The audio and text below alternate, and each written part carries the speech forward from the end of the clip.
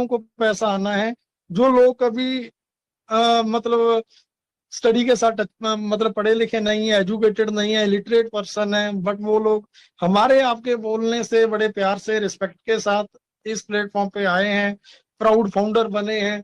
तो कैसे उनका फ्यूचर किस दिशा में जाएगा, कैसे जाएगा? आज कोशिश करूंगा मैं मेरी तरफ से बेस्ट देने की, कोई चीज कम ज्यादा बोली जाए तो उसके लिए मैं पहले ही क्षमा प्रार्थी हूँ, माफी मांगूंगा आप सभी से। ओके, तो सबसे पहली बात, मेरा सिस्टम में आना 15 अगस्त 2019 को गुरशमेंद्र ढिल्लों साहब, ठीक है, कनाडा में है, उन्होंने मेरे को ये एक लिंक भेजा था, एक स्लाइड भेजी थी जहां पे 35,000 फाउंडर चेयर अप कर रहे थे। मतलब एक स्लाइड में शो किया गया था कि 35,000 फाउंडर। आज भी आप स्लाइड्स आते हैं, अभी तो खैर आती नहीं, हर रोज हम एक बहुत बड़ा माइलस्टोन टच करते हैं, ठीक है। बट उस टाइम जब मेरे को वो 35,000 फाउंडर की स्लाइड देखी थी, मैंने मना कर दिया था कि या तो मैं इस सिस्टम के लायक नहीं हूँ या ये सिस्टम मेरे लायक नहीं है।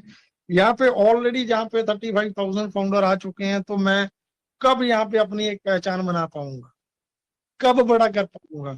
बट दोस्तों, उसके बाद वो 2 वीडियोस ने मेरे को पूरी रात सोने नहीं दिया। वो 2 वीडियोस जो मेरे को भेजे गए थे, तो मैंने उनमें ऐश मुफर्रा साहब का विजन, ठीक है, वो वीडियो नहीं थे, ऑडियो थे एक्चुअल में, उनका विजन क्लियर था कि फ्यूचर में आने वाले टाइम में ये सिस्टम कितना बड़ा बनेगा जो किसी ने इमेजिन नहीं किया होगा।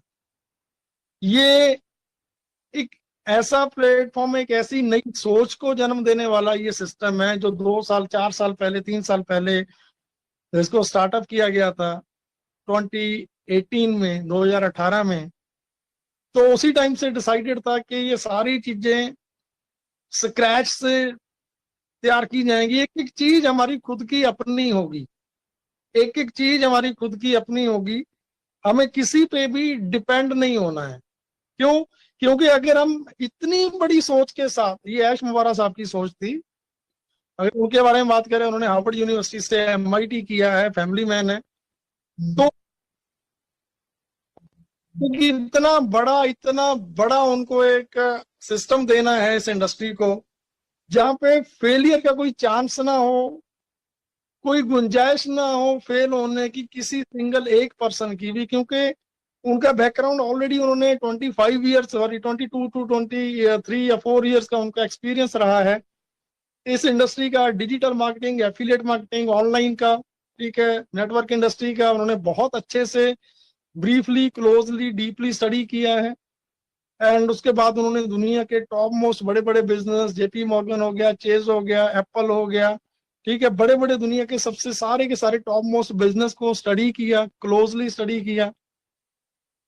कहाँ पे कमियां रह जाती थी, क्यों कमियां रह जाती थी, क्यों वो सिस्टम बड़े नहीं बन पाए, अगर बड़े बने हैं तो वो सिस्टम उस आम एंड यूजर तक वो हेल्प, वो सपोर्ट या वो बेनिफिट नहीं पहुंचा पाए हैं जो लोगों तक जाने चाहिए थे।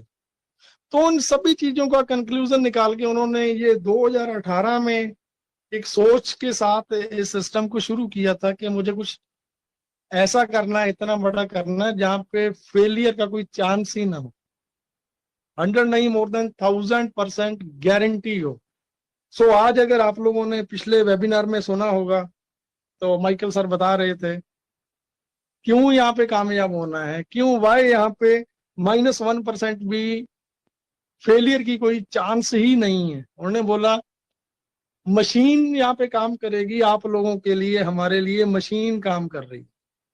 मशीन कभी सोती नहीं है, खाती नहीं है, पीती नहीं है, ठीक है, उसको दिन रात 24 घंटे काम करना है। आप सो रहे हो, खा रहे हो, पी रहे हो, चल रहे हो, बैठ रहे हो, बीमार हो, प्ले कर रहे हो, खेल रहे हो, कुछ भी कर रहे हो, एवरी मिनट, एवरी सेकेंड वो मशीन आपके लिए काम करेगी। क्यों करेगी? क्योंकि आप इस सिस्टम के प्राउड फाउंडर हो। तो ये सोच के साथ उन्होंने जब 4 साल पहले 2018 में, 4 साल 5 साल होने वाले हैं, उस टाइम जब इस सोच को शुरू किया था, इस कंप्लीटली बिजनेस मॉडल को सबमिट किया गया था, तो उसी टाइम क्लियर था कि हमें किसी पे डिपेंड नहीं रहना, ऑन पैसे ग्राउंड रियलिटी से लेके हकीकत तक का जो सफर तय करेगा। टाइम का पता नहीं है कितना टाइम लगेगा, कोई टाइम का पता नहीं है कितना टाइम लगेगा। बट यस डेफिनेटली जिस दिन हम ग्राउंड रियलिटी पे लॉन्च होंगे, पब्लिक में आएंगे, इस दुनिया में आएंगे, आने वाले 2 3 5 सालों में इस अर्थ की, इस प्लानिट की, दुनिया की, धरती की सबसे बड़ी कंपनी बनेगी ऑन पे से।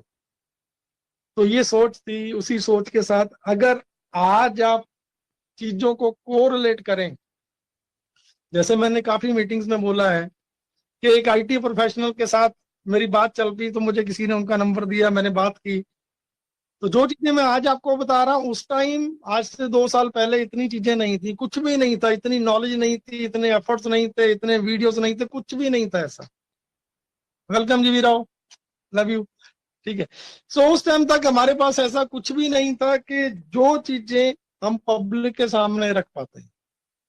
सो एक एक चीज को प्री प्लान था कि स्क्रैच से डिजाइन करना, ताकि फ्यूचर में आने वाले टाइम में कुछ ऐसा ना हो कि हम किसी पे डिपेंड हैं, फोकस्ड हैं, और उन्होंने अपने से पीछे हाथ खींच लिया, देन कंपनी किसी पे डिपेंड रह के कुछ भी नहीं करना चाहती थी। इसीलिए ये पहले से ही डिसाइडेड था कि हम जो भी चीज करेंगे, जो भी लेके आएंगे, हमारा खुद का लेके आएंगे।